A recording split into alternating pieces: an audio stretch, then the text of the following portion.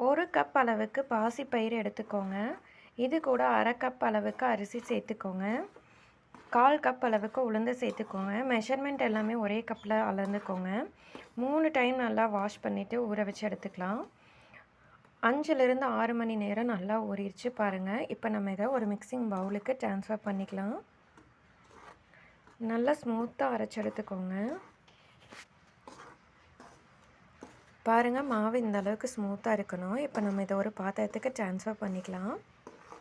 இது கூட தேவையான அளவு உப்பு சேர்த்துக்கோங்க.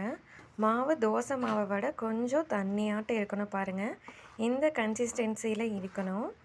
இப்போ இதை 4 மணி நேரம் அப்படியே வச்சுருங்க. நல்லா புளிச்சு வரட்டும். நீங்கள் அரிசி சேர்க்கலை அப்படின்னா நம்ம அப்படியே தோசை ஊற்றலாம். அரிசி சேர்க்கவும் புளிச்சு வச்சு சேர்த்திங்கன்னா டேஸ்ட் ரொம்ப சூப்பராக இருக்கும். ஸ்டவ் ஆன் பண்ணி தவா வச்சு தோசை ஊற்றி ஆயில் சேர்த்துக்கோங்க. பாருங்கள், ரொம்பவே சூப்பராக ரெடி ஆயிடுச்சு.